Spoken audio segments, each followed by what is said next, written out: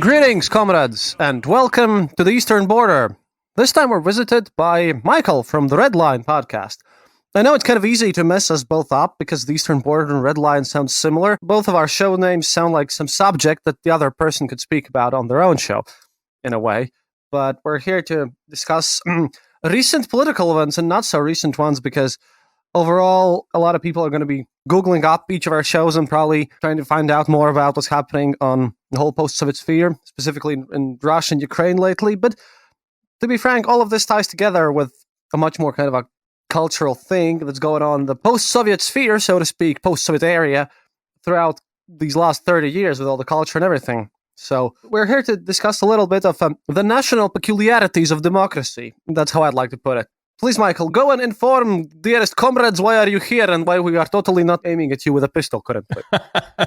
It's always great to be here. So I'm Michael. I'm the host of The Red Line. We're a geopolitics show that has experts from the CIA, the White House, FSB, presidents, prime ministers, all sorts of people come on.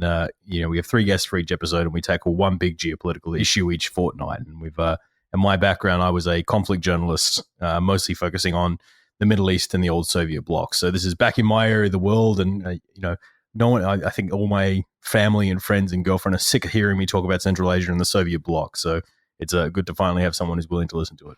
Well, not like they have a choice. I mean, no, seriously, Michael's actually very competent and serious on his show, much less than I'm here. This is where Michael's allowed to be a bit silly, because we'd like to take some breather from the miserable realities of our everyday lives by extremely dark comedy. But first things first, I think one of the most defining things, if you look at all this Warsaw Pact, my side of the Iron Curtain countries, which includes not only the Baltics and Poland's, and okay, it's less in Poland and Czech Republic, I suppose, because they were sort of under the umbrella, but not exactly in the Soviet Union. But if you look at the Central Asian republics and Belarus and all that stuff, and even Russia, actually Russia to a bit less crazy extent even than there, you can spot 2 things. Number one, constantly in Russian-speaking media, the West get portrayed as this foul, evil organization that is always trying to undermine the well-being of other peoples. Like foul West destroying our whatever values we have this time, introducing black cars to Turkmenistan, for example. And secondly, we can take a look at many, many weird dictators, and some of them are really weird, like, again, Turkmenistan with Gurbanguly Gurbanmehmedov. Gurbanguly Berdihumanov. Oh, yes. I should get this one. Gurbanguly Berdihumanov. You are a hero, sir. Sometimes I wonder what happened over there with all of this. Why such negativity? And my theory is the fact that in the 90s, Boris Yeltsin sort of has to be responsible with all this, with all the oligarchs, which also plopped up in Belarus and everywhere else. That's my take, because before we even can dig into what they're doing now, we have to understand, well, how did we end up after this collapse of the Soviet Union and all that good stuff with a bunch of people who are definitely not living in what we would call a democratic environment? So it really depends. I think it's different from every state to every state. But one thing that happened at the collapse of the Soviet Union is everyone was supposed to get these, you'd have businesses or large public works that would be divided up and everyone was supposed to get one little share. But people were so just desperate for bread and food and whatever they can get at the time that a lot of these oligarchs that had a little bit of capital behind them, whether through corruption or whether through outside trading, that they bought up, entire apartment blocks worth of shares for pennies on the dollar, knowing that, hey, give me your share in this power company and I'll give you bread for a week. And people go, well, I need bread to eat. So they grab the bread, and this is how a lot of these oligarchs and the people who were in the sort of the oligarchic class at the very end of the Soviet bloc ended up maintaining a lot of their power. This is particularly prevalent in Central Asia, where, guys like Nazarbayev, who was president of Kazakhstan until very recently, he was from the old communist times. He's been in there since, effectively the rulers of Turkmenistan, Turkmenbashi, who effectively came in from before the transition to Turkmenistan, even Karimov, who was the leader of Uzbekistan, he's from before that era as well. The transition of power, a lot of these sort of guys who quickly consolidated during that breakdown of the Soviet Union and managed to hold on to their power and managed to hold on to ruling their areas of the world. So yeah, it's kind of a continuation on resources build resources. Yeah, something similar happened here in the Baltics as well. We had a lot of Soviet army here, which had to leave by 1994. All these people, ex-Soviet army guys, would have to leave. And some of them didn't really want to. And a lot of people really didn't understand, like you said, these vouchers, as we call them, of privatization. And a lot of people were starving.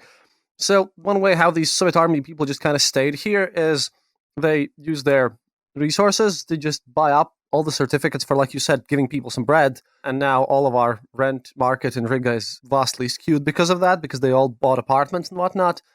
I think that happened everywhere. And I mentioned in my MMM, the scam episode, how, for example, Mavrodi made his whole empire throughout this. But all these things could fluctuate weirdly, because I think one thing that is in common with all these countries is that this whole process of denationalization, privatization, was extremely corrupt, because the people who were sitting on the councils of which businesses should be privatized and for what value, all of them got obscenely rich and obscenely wealthy.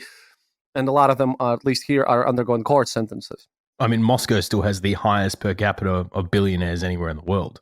Like, you'd think it would be Abu Dhabi, but it's Moscow, because a lot of these oligarchs manage to consolidate their wealth. It's a weird, the very rich were very happy with the transition. And then, from having traveled in this world quite a lot, particularly when you talk to sort of people in Kazakhstan and Uzbekistan, and even some of these sort of regional bits of Russia, you tend to hear yes, well, it's not the best system, and yes, it's not completely democratic, but we all saw how bad the Russians were at the very end of the Soviet Union, and we don't want that.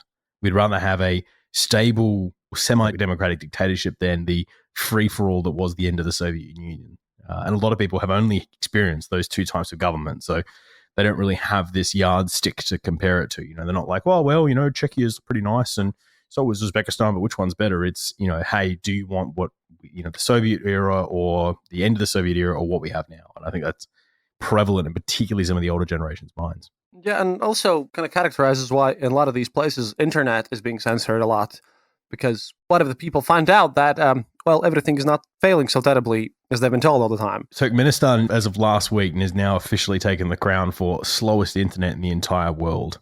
To download about 5 meg takes 2 days. It's getting that crazy now. Oh wow. Then again, there is this upper limit of craziness, and how far do these people actually go? Since Lukashenko, when he started out, sure, he was authoritarian. He also used to do some imprisonments, but there weren't protests to the mass scale like we see now, right? But at the same time, he's now gone from your average kind of authoritarian, kind of flirting with the West type of person to literally kidnapping planes and using water cannons on grandmas. And then Turkmenistan, our favorite subject because of how insane it is, black cars are now banned there. And opera is banned in video games as well. And I don't know. And then across the border, you have Kyrgyzstan, which is at least, trying. They're trying really hard to be democratic. But Kyrgyzstan is known in the community as the place where coups and riots and whatever happened on basically every fortnight. So it's a little more complicated. So effectively, if you look at the 5 Central Asian republics, all of them went to effectively, Tajikistan went into civil war, and eventually a strong man came to power. Turkmenistan went to a dictatorship, so did Uzbekistan, so did Kazakhstan. Kyrgyzstan actually elected a physicist in their first election, and actually went to go on this really democratic route, and it worked pretty well. I mean, the investment came in, people were much more, particularly in the West, were much more favorable to Kyrgyzstan, going, hey, look, this actually looks like it could be a reasonable place. But what then happened is things began to start destabilizing, and ethnic tensions particularly began between the North and the South. And you had this brewing of problems. And effectively it's not a rich country. You having been there a few times, it's a bit squiffy in points. And yes, there were multiple coups, and there were multiple because the security services weren't particularly strong. And people were allowed to assemble, which didn't happen in a lot of the other, Central Asian republics. It almost reinforced, everything around them. You'd hear all these sort of pro-Karimov guys in Uzbekistan go, well, look how crazy Kyrgyzstan is at the moment. This is why democracy wouldn't work here in Uzbekistan. I thought it's all about kind of this building of institutions, because once the Soviet Union collapsed, no one here really had any history of institutionalized parliament. The British take the crown for that because, if you have an institution like Congress in the US or House of Parliament in Britain, then you have something to rely on, and that the power is going to get checked. But when Parliament just appears out of nowhere, basically, and you have to figure out how to work within all this system and institutions are all weak, then that's when all these strongmen can actually, take power and discredit these institutions even without, letting them develop in some form, I think. And also the fact that there was, the whole system of government in these places were effectively designed to be very, very managed. And a lot of these Central Asian republics took large subsidies from the rest of the Soviet bloc. It was a huge economic catastrophe for a lot of these Central Asian republics. And a lot of these, when you actually sort of go right to the end of the Soviet era and do some surveys on how pro they are, even when they're sort of not as biased as you think they would be, a lot of them still have pro sentiments. Even today, there is a lot of the older classes in some of these, particularly Kazakhstan and Uzbekistan, who believe the Soviet era was a good time. It was, I think there's some rose-colored glasses going on there. But it's a very different thing for these Central Asian republics, that a lot of them would barely see a change between, republic times and obviously the Soviet era times. And it's actually funny we're doing this because I think tomorrow is the 30th anniversary of Kazakhstan becoming a republic, which is the last Soviet republic to leave. It was by that point, Russia had left the Soviet Union. It was just Kazakhstan holding keeping the lights on in the office. Oh yeah, and what now is Nur Sultan used to be the Soviet capital for a while. Well, before that, it was Almaty, because Almaty is the biggest city in Kazakhstan. But it's really close. To drive from Almaty to Bishkek only takes you like an hour and a bit. But they moved the capital into the desert, into the kind of center of Kazakhstan, built this artificial capital that was called Astana. And they spent, I'm exaggerating here, but hundreds of millions of dollars on this, Astana campaign, calling the airline Air Astana, for the Astana cycling team, advertising Astana. And then as Nazarbayev left in this sort of chaotic, there was lots of protests saying, hey, you've been in since 80, 88, you got to leave now. This was about a year ago. He left. The parliament renamed Astana to Nur Sultan, which is his first name. It would be like, to give you some perspective, Donald Trump getting kicked out of the White House, and on the way out, he renamed, Washington is renamed to Donald.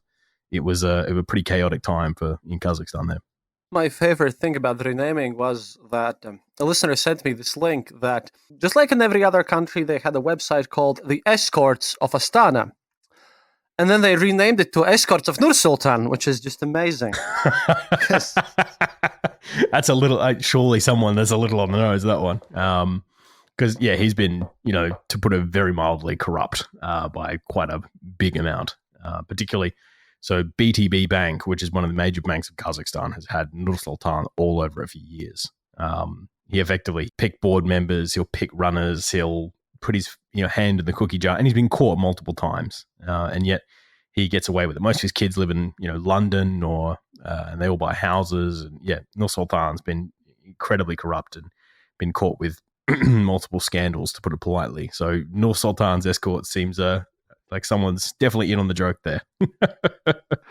One thing, though, is that also a big role is played by the Russian media, since, unlike in the other parts of the world, over here and everywhere where Soviet Union had some influence, everyone speaks Russian to each other. Just like the rest of the world speaks English, we speak Russian. Well, I also speak English, if you haven't noticed, but that's beside the point. The thing is that there's a ton of Russian media everywhere, Russian language media, which also, in Latvia and Lithuania and Estonia and Poland, for example, we had our own traditions of some sort of local language stuff. But if you go to Belarus, for example, the Belarusian language, which, yes, it exists, is sort of pushed aside. Everything's dominated by Russian language news and Russian kind of pro-Kremlin culture, because those are the most viewed channels, and that happens everywhere. And I know that Kazakhstan recently decided to move away from Cyrillic alphabet and move to kind of traditional, Latin, as they call it, alphabet, to get closer with Turkey in a way. And that was also claimed in Russian news that it was a huge loss for the Russian sphere of influence, that Kazakhstan and a lot of those Central Asian countries are actually willing to move closer to their ties with Turkey and kind of, hang out with their other brother, which is Turkey, and Erdogan in this case, instead of Russia. How do you think? Will this somewhat change and push people towards something else? This moving closer to Turkey? Yeah, it's something that we're seeing quite a lot through this region. So Mongolia is going through a very similar thing, where they're moving away from the Cyrillic script and towards a Latin script. Their idea is that it makes business a little bit easier. And yes, they are trying to reach out to Turkey, and Turkey's doing a lot of outreach to this regional world, both for Central Asia as well as Afghanistan and Pakistan particularly. But there's still quite a lot of good sentiment towards Russia. A lot of Russian television gets watched. When you go into all the bars and clubs, it's all Russian media on all the TVs. The lingua franca in the region is Russian. So when you go around, particularly, let's say in Kazakhstan, everyone will speak Russian. In Kyrgyzstan, it's kind of a Krussian, which is a mix between Kyrgyz and Russian. Uzbekistan, everyone speaks Uzbek, and about 80, 90% of the country speaks Russian. It gets a little bit less in Turkmenistan, but yeah, it's there. And Tajikistan, almost everyone speaks Russian again, as well as Tajik. Yeah, Russian still has a very, very heavy influence in Central Asia, and it's particularly interesting where you see Kazakhstan and Kyrgyzstan, who have their economies very, very tied to China, and the oligarchic class is quite tied to China at the moment, but the general public seems to be much more happy with Russia. A lot of it has to do with remittances. A lot of these guys will, when they go up and they want to go work overseas and earn some money and then come back, they all go to Russia. They don't go to China. Russia still has a large influence, particularly when it comes to sort of Kyrgyzstan and Tajikistan for remittances. Russia is still a huge part of some of these economies. In the case of Tajikistan, it's somewhere, depending on the year, of around 55 to 60% of the economy comes from Tajik workers going off to Russia, working as street sweepers and barkeeps and construction workers, and then sending their paychecks back to Tajikistan. Russia is still a huge influence in this region. That's the thing, because I know that before 2014, similar things were happening in Ukraine. And it was weird since, I visited there and spoke with people on the ground, and it felt weird to hear that, yeah, they recognized me from being from the Baltics, but this is the first time ever when I actually heard that, oh, wow, you're the lucky guys, you're in the EU and left early and stuff. I was asking locals about, their struggles and how all the Donbass is going, and they just countered me with all the questions about and how it's like in the EU. Will everything get better and how everything's going to happen? One thing that can be noted is that because of this hostile attitude towards the West, a lot of people, specifically in Ukraine, definitely, a lot of people think that joining the EU will miraculously solve all their problems and it'll just go away, which is certainly not the case, because what I had to tell them is that, sure, by becoming more Western, so to speak, yeah, your salaries will increase, but so will the prices, and that's gradually going to happen no matter what. This whole attitude that a lot of people in general are kind of used to being in a more collective attitude, if this makes sense, kind of this attitude of villages and tribes and all these little ethnicities and all that stuff that they also held together in the Soviet era, in Central Asia as well. Those republics, and they're kind of used to a slightly different worldview, so when a strong man comes, it's kind of easier for them to press on that opinion, I suppose, due to how the Soviets operated. Yeah, it's a difficult one because obviously you look at these guys like Kazakhstan particularly, which understands the West. They actually work quite a lot with the West. When you get to Kazakhstan, everyone is asking about very recent Western content. They listen to very similar music, apart from they listen to a lot of Russian rap as well. But they're also in a bit of a position that unlike Estonia or Latvia where you are, or even Ukraine where there aren't borders and other people you can trade with. When you're in Kazakhstan, there are, in only a few directions you can move your goods in. You can either move it through Russia, to which Russia will then own most of your pipeline and infrastructure and logistics. You can move it to China, to which China are pretty nasty with how they do business in a lot of this region of the world. Or you try and go through all the other Central Asian republics, which is always a kind of roll of the dice depending on who's in power at the time. And even then, to get to the sort of the ocean and the international trade markets, you'd have to go through Iran, which is not a good idea when sanctions are on, or you'd have to go through Afghanistan and Pakistan, which are not stable countries, and you can't guarantee, who wants to put a 20-year investment into a company when they go, well, everything we sell has to go through Afghanistan and Pakistan to make it to the oceans. So a lot of these guys, even though they may want to be closer to the West, they may want to actually, engage more in the international systems, are stuck with the fact that their only options are to either trade with Russia or trade with China, and both of them are not going to be looking for equal partnerships in this one. They're going to look for a less than equal partnership. Yes, you said it kind of politely. Also, we have to remember, for example, that the Soviets weren't really treating all the Central Asian peoples nice as well. I had a whole episode about the Aral Sea in Uzbekistan and the ginormous ecological catastrophe there. That was just mind-blowing, with all the cotton and everything, which just now has ended up with terrible consequences. But if we're speaking about these dictatorships, we have to remember that these are not just in officially recognized places. You can look at the Chechnya region around Caucasus in Russia. It's in many, many ways way more authoritarian than anything you can see in Central Asia. Little oligarchy or something. I wouldn't call it oligarchy. Owned by Sheriff, a.k.a. Transnistria. Yep, I've spent some time in Transistor, and Sheriff owns everything. Like even towards the grocery stores are all Sheriff grocery stores. All the soccer clubs are Sheriff, and they actually live in a giant mansion, right in the center of town. It's guarded and it's lit up like a Christmas tree all year round. Effectively, because there's this instability and this questions around a lot of things, people tend to drift towards, well, what will make this stable? And that's when you end up having guys like Ramzan Kadyrov in Chechnya, or Gurbanguly Berdimuhamedov, Ah, Gurbanguly that dude. Berdimuhamedov in Turkmenistan. Oh yeah, right. You need to pronounce his name properly. You want to enter there at some point too. Well, that's the thing. They used to have this book called the Ruhnama, which is kind of like a mix between the Quran and a book of poems by the previous Turkmen leader. I have it. I have it somewhere at home. Yeah, it's amazing. I have North Korean too, but Ruhonana is just so great. Glorious Turkmens do everything. But even like to get a driving test, it'd be, like when Turkmenbashi go to the lakes, how many stones does he throw into the lakes? And you're like, 4. He's like, congratulations, you can drive now. It's a pretty crazy area of the world. But again, some people, if you ask them, will say, oh, well, it's stable and there's been very little protests and very little coup. And, people feel comfortable investing for 25 years here. Though I'm just trying to give the other point of view here, that a lot of people say that, yes, there's no democracy, but yes, there is stability. And if you look at the only true democracy in Central Asia, they have coups and revolutions and all that kind of stuff. So it's something that hangs over a Central Asian mindset. Well, I kind of understand this kind of mindset since, everyone check out the Red Lines episode on Bosnia. I approve that one. That's one of the places where I've also visited. And at least I met people there who, of course, were critical of Tito's government and all that happened then. But their argument was, well, at least we didn't kill each other constantly, basically. Yeah. Which is also nice if you think about the Balkans. Them not being at war is definitely a good thing. It's very, very strange. I walk through Sarajevo, and the war is everywhere in Sarajevo. If you go there, there are those little roads and everything. And if any massive civil war between basically brother nations, because Serbs and Croats and Bosniaks, they're very, very closely related after all. If you have a war in living memory, and then in schools you learned about the period when, sure, there was socialism and Tito and dictatorship, but at least we didn't shoot each other. That might certainly have a certain appeal, I think. It's also interesting for international businessmen, particularly if, let's say, you're Russia and you have a vested interest in long-term engagement and investment in this region of the world. Something that always rings in my mind is when I was speaking to a pretty high-end diplomat from an unnamed country in Europe, and he goes, look, we're happy with Biden, who's come in. I think it's going to be better for foreign policy, having Biden in power rather than Trump.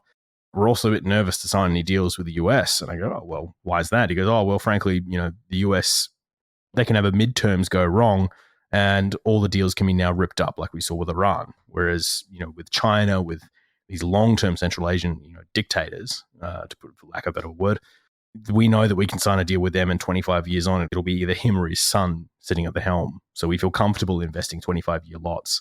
And that's something that always kind of sticks in the back of my mind going, holy shit, if you are an international investment company and you want to put $100 million on the table, a lot of these dictators look somewhat appealing to the outside world. And I think it's then a self-fulfilling prophecy of, well, some of these investment guys want to chuck money into places that are less than democratic because it's stable, which just fuels the less than democratic tendencies in these countries.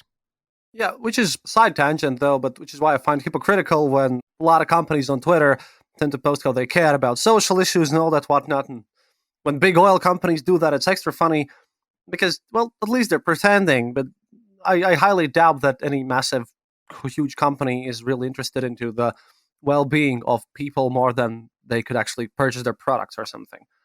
It's kind of not in this direction, I think. The really funny example of this is right now Apple's trying to get rid of the programming terms master and slave, which is used in programming to sort of tell the computer what to do. But at the same time, trying to stop legislation to prove that there's no slavery in your supply chains, particularly when it comes to China.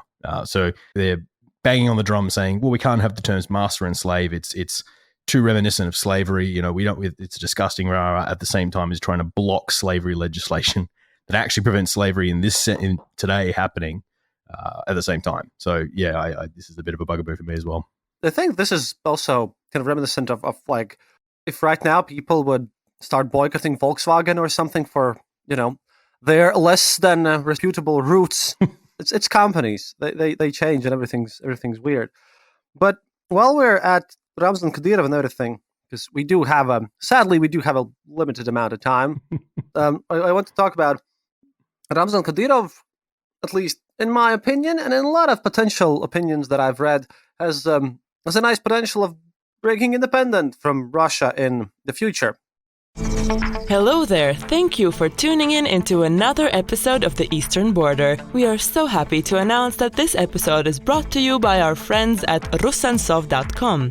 If you're looking to buy new art, don't forget to use the code Eastern Border for a discount on us. Remember, head over to Rusansov.com and happy shopping. If, however, you want to support our show directly, head over to patreon.com or our website, theeasternborder.lv, to find out how you can help out. For all things Eastern Border, don't forget to follow us on Facebook, Twitter, and Discord. And as always, thank you so much for supporting us. We really appreciate each and every one of you.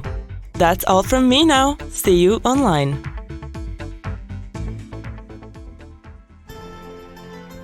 This podcast brought to you by RussianVoiceovers.eu.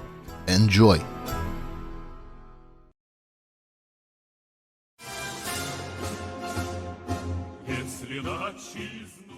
That's one opinion, because the Soviet Union collapsed, we got all those countries, and there was chaos, and there was everything.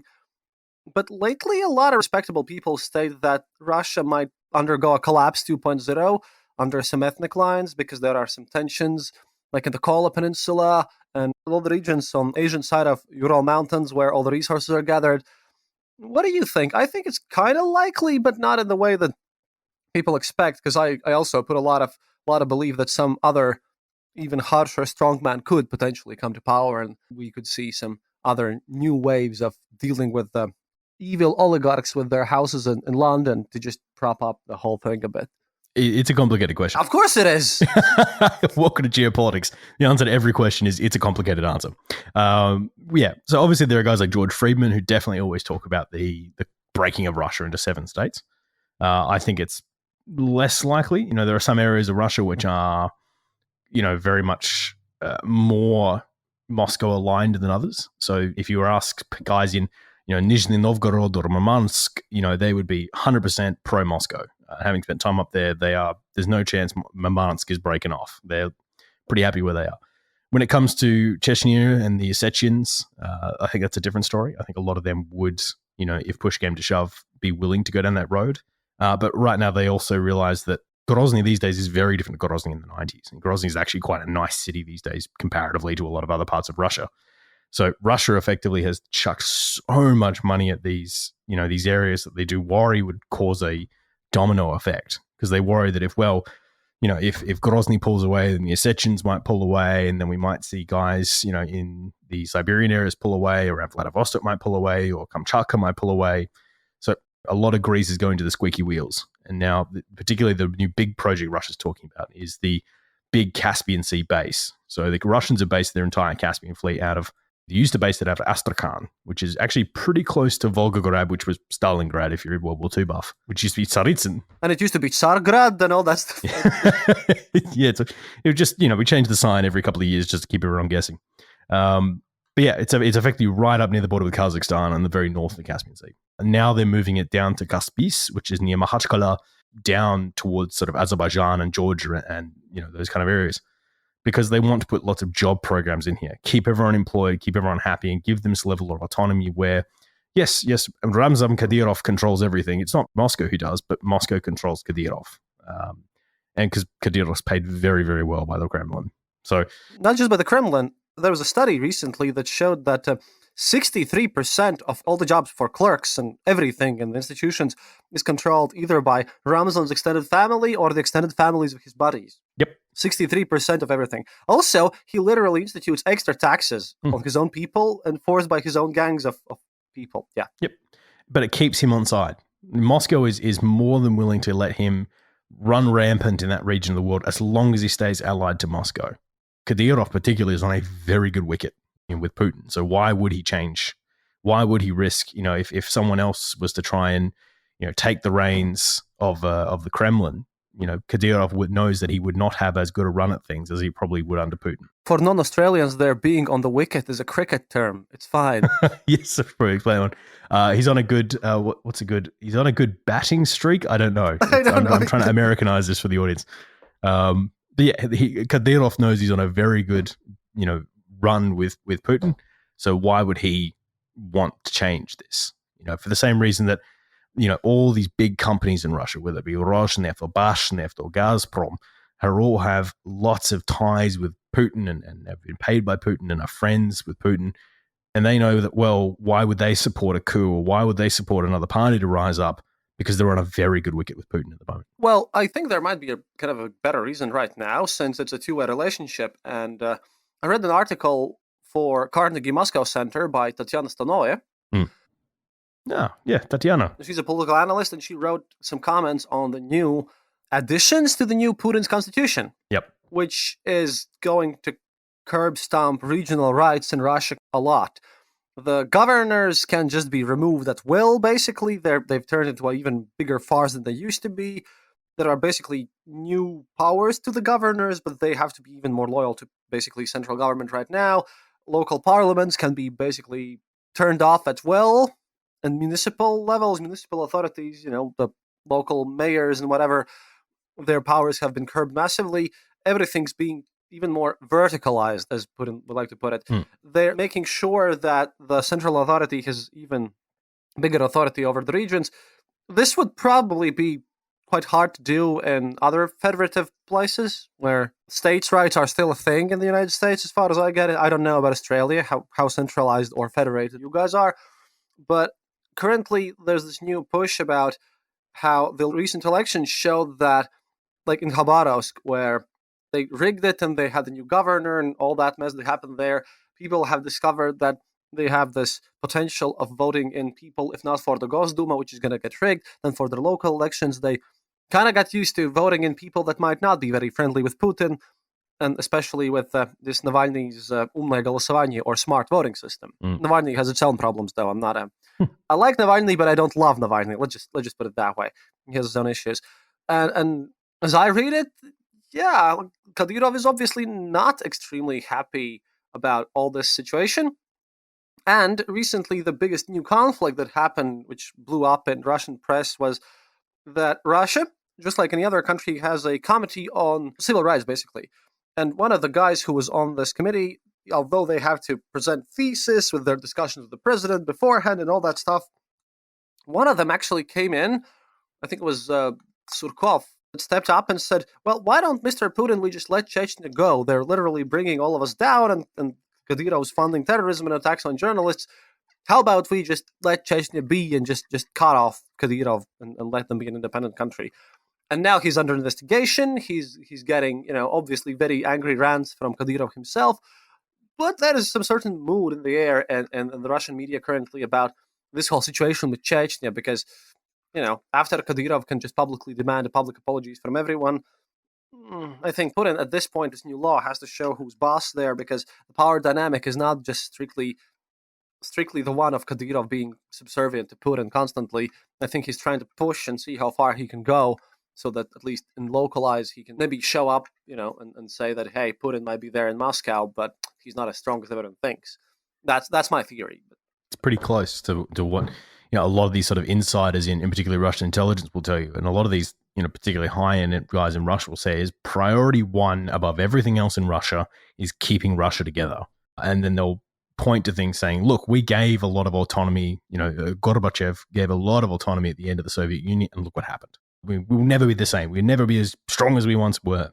When they talk about sort of letting Kadyrov break off or any of these guys, there is a genuine worry that Russia will shrink to effectively what European Russia, so effectively what west of the Urals, and then there'll be a bunch of satellite states across the rest from the Urals eastward.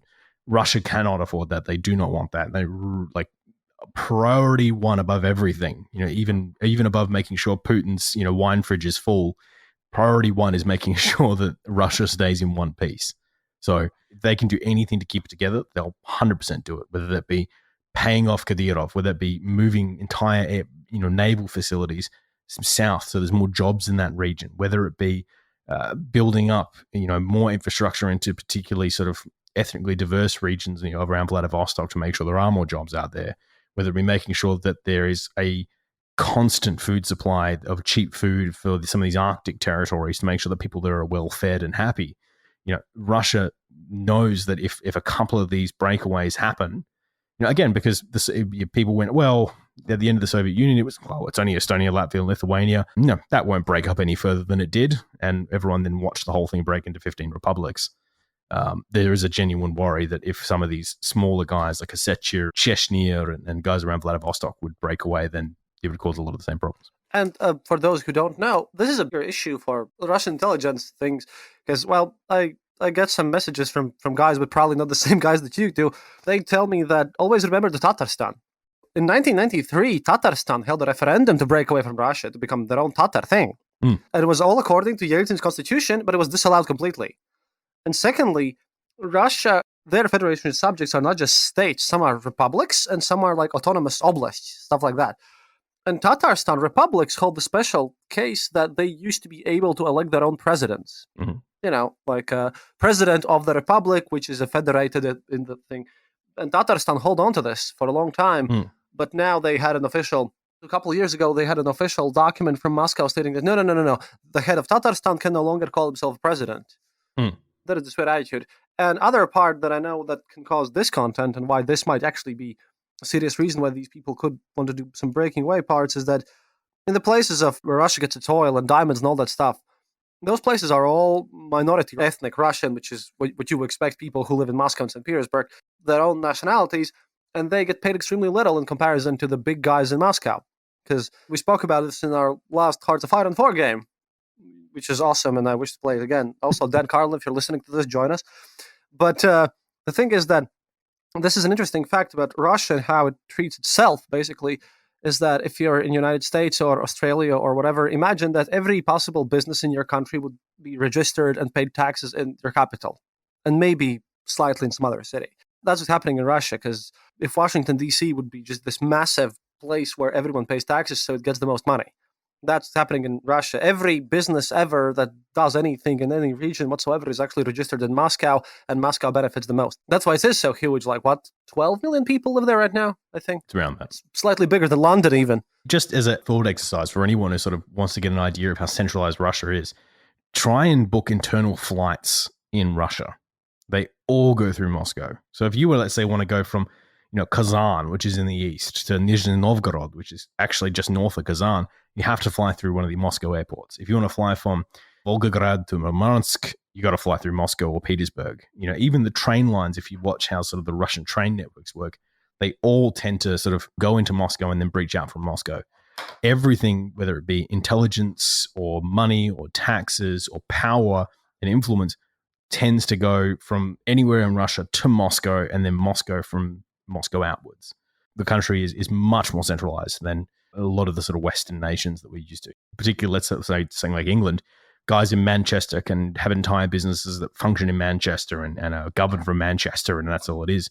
Whereas, when it comes to a lot of these Soviet republics, whether it be, Bishkek in Kyrgyzstan or Moscow in Russia or Minsk in Belarus, it is all coming through the capital before it heads out to the extremities of the country. And that's, by the way, a direct result of how Soviets used to run all of the economy. Because obviously in Soviet era, as everything was centrally planned, everything had to run past the central committee of your local party authorities. And then it was kind of a parallel system of government, because technically, if the Soviet Union would run under its own constitution, that would be a pretty nice place to live. Same as if everyone would follow their own industrial standards.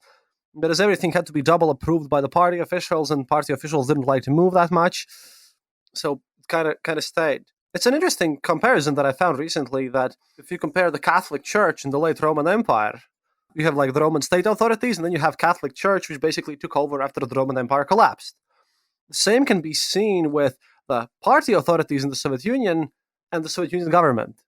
It's very much tied in, and they overlap at the highest ranking, but in the Soviet government, there were also people who were from the army and from the KGB, and not necessarily party apparatchiks. But party apparatchiks made everything super, super centralized, because they had this kind of political leverage over everyone.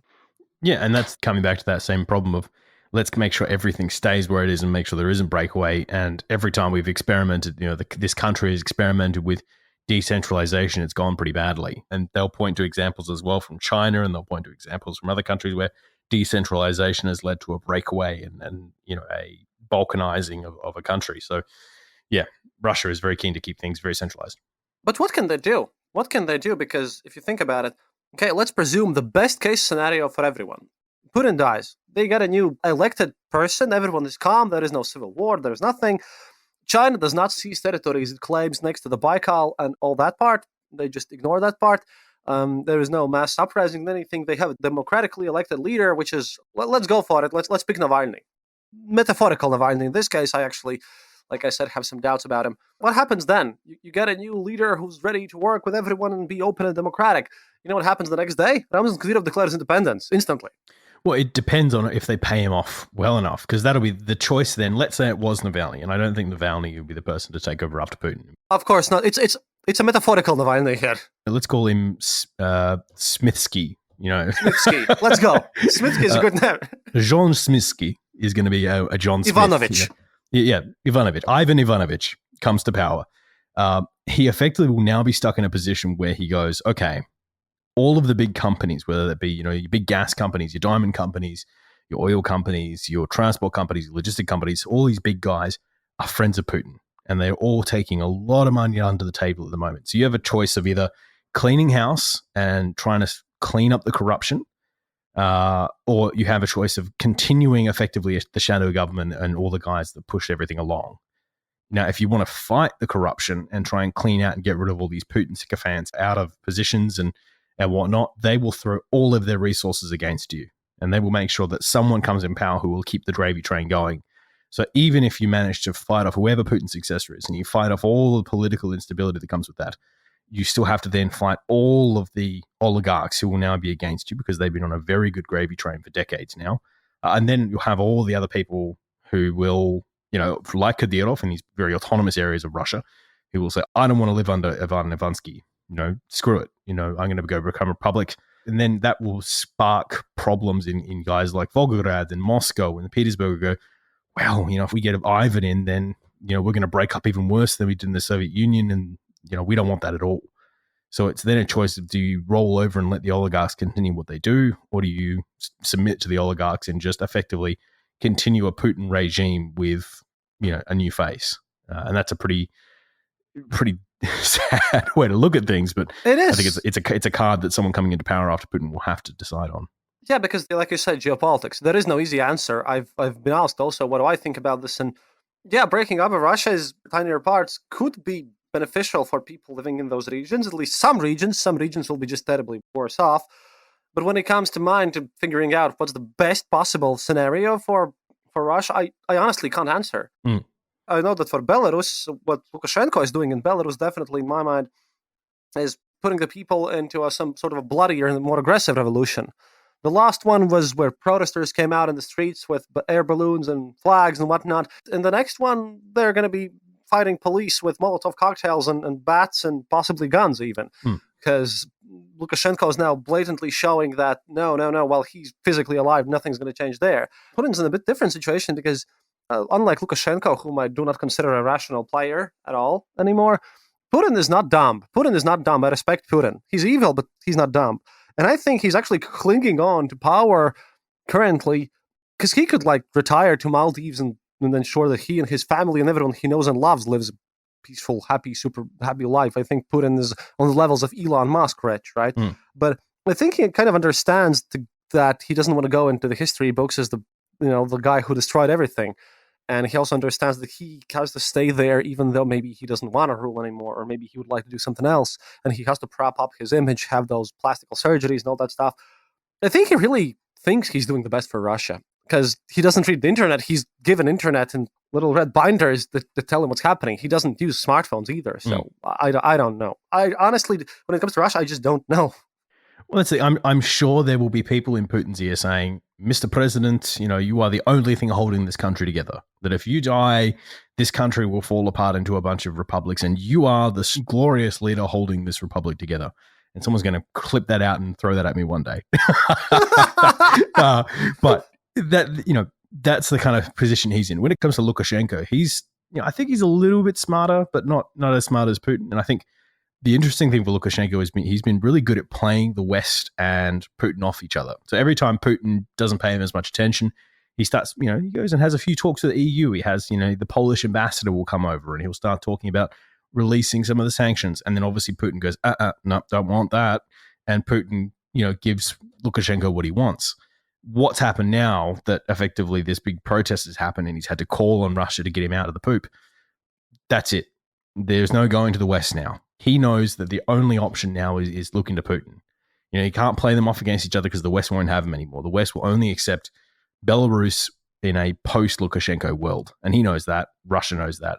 So now Russia has Lukashenko wrapped around their finger, and Lukashenko has no way to be able to do these kind of trying to put your feet in both worlds. Obviously very much closer to Moscow than he is with the West, but you're going to see things like when you go to sort of South Lithuania, you'll start to see, more Belarusian number plates than there are Lithuanian number plates.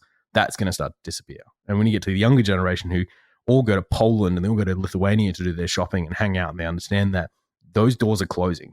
And I think the younger people in Belarus, again, I haven't been in Belarus for a couple of years now, but the young people in Belarus all know that. But the window is closing, and they are getting boxed into a point where if Lukashenko was in power, they can only turn to Russia, and Russia has a vested interest to keep him in power. I wish to be able to go back to Belarus one day because, I think that door's closed for me at this point. But that and Russia, I kind of would like to visit the central parts though. Talking about the Central Asia thing, one thing that we've spoken about Transnistria, Russia itself, Belarus. Mm-hmm. One thing we hadn't mentioned is Nagorno-Karabakh and Armenian relations with Russia and everything. Yep. Because that's a slippery one. I remember I was in Balkans when the whole last Nagorno-Karabakh conflict between Azerbaijan and Armenia came up, and the reasons why Armenia sort of lost the war, well, they did lose it in the end, was the fact that even though Armenia in the previous conflict had way more troops and they were about the same level technologically, there had been a mass brain drain and exodus from Armenia. Meanwhile, Azerbaijan had been building up stuff, and they had Turkish drones and things. What I don't get is why the Russian government is so very friendly with Armenian government, although still ex-republics and whatever. But what's the stake there? What is this a power play against Turkey? Because I even understand Syria, because that's all about oil pipelines for Russia. And Prigozhin getting his personal oil thing happening with private warfare company Wagner, my best friends, obviously. But I just don't understand what's Russia's big play in Armenia. So to kind of really oversimplify the whole thing, to go as usual, crash course through everything here. About the sort of the sixth of Azerbaijan, the bottom left-hand corner is a place called Nagorno-Karabakh. It's effectively a bunch of Armenians living inside the borders of Azerbaijan. In the early 90s, when the Soviet Union fell apart, whilst Azerbaijan was just fighting itself, trying to figure out who takes the reins, Armenia pushed a bunch of troops in and took not only the sort of island of Armenians living in Azerbaijan, but also the kind of territory around it, and called that the Republic of Artsakh. And that's where we sat for a long time, with these Armenians occupying about a sixth of Azerbaijan because they wanted to protect the ethnic Armenians inside that area. And this was so incredibly important to both these countries. Out of the last 13 or 15 prime ministers of Armenia have been born in Artsakh. And that's just nuts to me. It would be like, every American president being born in Florida. It's just a weird, that's everything towards those guys. Wait, Armenian-Azerbaijani conflict to our American listeners is basically as intense and weird as the Middle East in Israel and Palestine. It's all that. It's the most venomous conflict I've seen. That's the thing. I've sat in bars and I've sat all over the place, and I can sit with Russians and Georgians and Russians and Ukrainians and Latvians and Lithuanians and Kazakhs and Uzbeks and Kyrgyz, and as much as they may have governments that have tensions with each other, everyone has a mother-in-law they don't like, and everyone will bitch about something, and we can all get along and have a drink. When it comes to Azeris and Armenians, just venom. It's really, really nasty. Anyway, so effectively, as you said, Armenia's relationship there's a lot of brain drain. The economy was very stagnant, whereas Azerbaijan's economy was booming. They've got all this gas in the Caspian. They're buying all these weapons. They bought a lot of mercenaries in from Chad and the UAE. They bought a lot of Turkish drones in. There was some Israeli help in there as well. And the war kicked off again. And effectively, they took most of the the old Azeri bits like Shushar and whatnot around Nagorno-Karabakh and left this pocket rather than having this kind of a sixth of Azerbaijan gone, a sixth of Azerbaijan occupied by Armenia. Now it's down to this just tiny pocket of Armenians living in Nagorno-Karabakh. And that was very deliberate because if they'd taken all of it, then, effectively what has Armenia got to lose at that point? Whereas now they've left it as a little pocket full of Armenians living in Nagorno-Karabakh that they can use as effectively hostages. And now, whereas before the cannons were, hundreds of miles to the east of the capital, Stepanakert, now the cannons and artillery are overlooking Stepanakert. When you're sitting in Stepanakert, there are Azeri snipers and Azeri artillery pieces pointing at the town at all day, every day, which is terrifying. And effectively, that's a giant sign of, okay, we're going to let you have this tiny little pocket of Armenians inside Nagorno-Karabakh, but if you dare act up against us, we can shell them in 30 seconds. Yeah, so Russia's Armenian tie there, two things. Sergei Lavrov, the current foreign minister of Russia, is an Armenian, which is always interesting in this angle. But Russia's most bases the Russian use for military operations inside the Middle East are based out of Armenia. Armenia has a lot of Russian bases inside and air facilities as well. So all your Syrian operations mostly come out of Armenia. And Russia's been using Armenia as a sort of a good staging point for a lot of operations. So Russia has usually actually been closer to Armenia than they have been to Azerbaijan, because Azerbaijan, to put it very politely, is the Diet Coke of Turkey. You're not wrong. God, I just annoyed the whole country. You're on the eastern border. This is what we do on a daily basis. I don't know. Someone is going to send in an angry email saying that we didn't mention the specific problems of their country. Definitely. Look, I haven't called the Belgians swamp Germans yet, so I think I'm fine. No, those would be the Dutch. Belgians don't just exist. They're just French that wish they were German. Anyway, let's move on swiftly before we annoy a whole bunch of other people. So, so we're talking about. Obviously, Azerbaijan right now is really important to Russia because that's the link between Iran and Russia because they can run the train lines through there, and B, it's far richer than Armenia. Russia would love a piece of that pie, and Armenia is just not a particularly financially booming economy. But Armenia still offers them military cooperation, and the Armenians are far closer to the Russians, as well as the fact the Armenians will jump into every Russian defense treaty there is, whether it be CTSO, those kind of guys. If Russia says, hey, let's form a cool kids club of cool pro-Russian nations, Armenia will be the first to chuck their hands up. That's effectively where we're at, that the Azeris won the war, and it is chaotic in Armenia at the moment. They all, for the last few months, everyone walks around like the worst thing in the world's happened, because it is to those guys. This is the worst thing in the world that's ever happened. And now there's a hostage situation going on in Nagorno-Karabakh, where at any time, Azerbaijan can restart this war, and it will be devastating because rather than the war slowly inching towards the capital, the war will begin in the capital, Stepanakert. And the fun part of all of this is that, remember, we've been talking almost an hour here, but put this into context. We started this discussion by mentioning the fact that, there could be some weirdness happening in Ukraine in January. Now, this is why I kind of love Western Twitter, because people in the West tend to worry about the craziest things, which I don't just understand. Meanwhile, hey, here's a whole millions and millions of people who are like really into walking a tightrope, basically.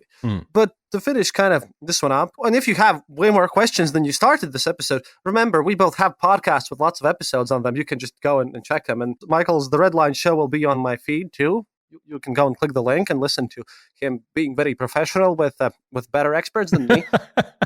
Well, these more academical ones, definitely. They make much less jokes, That's the thing. It's very, very professional, unfortunately. Well, I mean, it has to be. I understand them. Like, I can be here and making dark comedy, but I very much use their work anyways. But at least in this day and age, you have to be at least slightly funny, at least for me, not to go insane. The funny bit, to go behind the scenes here, the funny bit is when you speak to most of these ambassadors and stuff, they are just as funny and tell just as dark jokes, but they go, hey, the tape's off. And I go, yeah, the tape's off. And I'm like, the following people suck. And they just let loose. And it's just, there's so much tape that you go, that is hilarious. And I love to release that. But, I also don't want to be the reason there's World War III, even though the World War III would be fantastic for the ratings for the show, but I think that's probably not worth it. Okay, clip this out and post it to something. I really hope Russia invades Ukraine because then our ratings are going to go up, TM. Okay, don't, no, it's bad. No, but to be fair, I just recently read one of the things that I mentioned on my latest Twitter space was the fact that there was a Levada Center, and we'll kind of wrap this up on this. There was this Levada Center query of Russian people. What did they think, how likely the war is? And previously I had read on Twitter, it's one of the things that you use, this meta something, where you can vote on various issues, and there's percentage of people who agree. And Levada Center kind of asked the Russian people, how likely do you think is the possibility of these border conflicts, as they call it, to start a war? And 38% of respondents said it's extremely likely, 33% said it's very likely, and 3% said it's inevitable. So it's over 75% of Russian people who think that actual warfare between Russia and Ukraine is at least likely. And secondly, 94% of all those who were questioned stated that it's definitely going to be a NATO/Ukrainian invasion of Russia that's going to prompt all this situation, and that the West are to blame. And I know that in the West people look at it differently, but I blame all the media apparatus there. But that's the view on the ground in Russia as of 14th of December when the query was made. What do you think? What's the likeliness? Because I give the likeliness about 30% chance of happening. About 30% now. It used to be a bit higher, but then I read more on it. I give the possibility of a real war starting 30%, which is a lot more than I would like, but that's my take. What's your take? So it really depends. So if you ask, will Russia be at war with Ukraine, then you can say, well, technically they kind of are at the moment. There are Russian forces sitting in Luhansk and Donetsk as we speak, whether they be officially there or not, whether they be just incredibly well-armed tourists or not. You can already say they are involved. Whether they go in and, do the famous push to the Dnieper River, I'm kind of doubtful. I don't see what Russia gains from that, and it's a risk of entangling a much larger, much nastier war by doing that. Russia right now has got the best of every possible situation with Ukraine right where it is. They have this, autonomous republic in the east that they can ratchet the tension up or down depending on, how Ukrainian politics is going. If they want a stronger candidate, they want to make the Ukrainian leader look weak, they can push some more troops in. If they want to make it, help him in an election, they can sign some deals that actually do nothing, but, give him a lovely press conference to say that he's stood up to Russia. Ukraine cannot join NATO because you can't join NATO if you have a territorial dispute, which is fantastic for Russia. That's why they keep these breakaway frozen republics in, Armenia and Azerbaijan and Georgia and Moldova. So that's fantastic for Russia. For pipeline-wise, anyone who's looking at using Ukraine as their sort of transit method through, Russia can up the tension and effectively go to Russia-preferred pipelines, particularly some of the Nord Stream ones going to the Baltic. So for me, for Russia to go and push to the Dnieper River and make the big move, it's a big risk, and I don't see what they militarily gain from it. I mean, Eastern Ukraine, lovely. Kharkov's a beautiful city, and the pancakes there are lovely. I know. But is it worth risking war with NATO?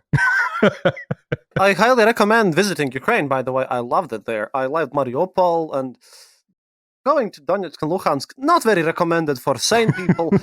But it can be done if you really try hard and are willing to, if you try hard enough, yes. Look, if you have a bunch of cigarettes and whiskey with you, and you're polite and you can pay some bribes, you can get out there pretty well. Yeah, I guess so. Then again, this talk has given me so much material for other episodes. I think Nord Stream itself can be a whole hour-long discussion about everything there. Easily. But sadly, it's a bit over an hour, and Anata is going to murder me if I continue like this. So let's... No, it was really nice talking to you. Michael, I hope everyone who listened to this, you gotta go and check the Red Line out. And I hope people who came here from Red Line, you'll listen to my show as well. We're not half bad sometimes. I would say you're not even 6/10 bad.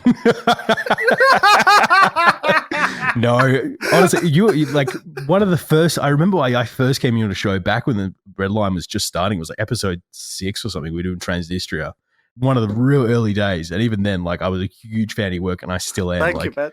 Every time you put out a good piece, I'm like, yep, no, this is going straight to the top of my list. So I've been a very long time fan. You've had quite an influence on the Red Line. Well, thank you so much, because I listened to I listened to your show because it's more of a formal take. And hey, You know what? Some of those guys who you invite on the show, they really don't write in English. You can only hear them in English on your show. Which is great. So, yes, give your final words to our beloved comrades here, and I might call the KGB agents behind your back off from you. I apologize to everyone in Belgium. I apologize to everyone in Azerbaijan. No, I don't. I don't apologize to Belgium at all. You almost lost my luggage once. It's a whole other thing. It's been absolutely fantastic being here. Check out The Red Line if you want really deep geopolitical analysis. I know the next episode we're doing is on Russia's Pacific Doctrine, which I think is something that everyone just keeps forgetting. They have an ocean over that side of the world. I'm going to listen to that one because I wanted to make an episode on their Pacific Fleet. Then I sat down and understood that it's going to have to be a 3-parter, and I just quit the project. It's somewhere there. It's a weird, I remember someone asking like, what's the going with the Pacific Fleet? I was like, yeah, it's an interesting question. And I went to go look for stuff, and there's really not anything out there that's, easy to read that isn't a 400-page document of, well, frankly, this document would express that the Russian Pacific, it's really boring stuff. So yeah, the Russian Pacific Fleet is, I think, our next episode. And after that, I think we're looking at terrorist funding models, how effectively terrorism is funding and what makes it really hard to crack down on ISIS funding and whatnot. So yeah, we're into weird geopolitical stuff with a lot of smarter people than myself and a lot more serious. And there's I sound much more depressed on that one because I don't get to talk to fun guys like yourself. I get to talk to the senior ambassador to a certain country. Wow. Okay. Thank you. And hey, if you ever want me to comment on something too, let me know. Anytime, my friend. Can't wait on the next Hearts of Iron game too. Sounds good. Okay. До свидания, товарищи, and have a great holiday time, non-specific one, to not offend anyone. До свидания, мои дорогие. Я люблю Крестьепс. Okay, bye.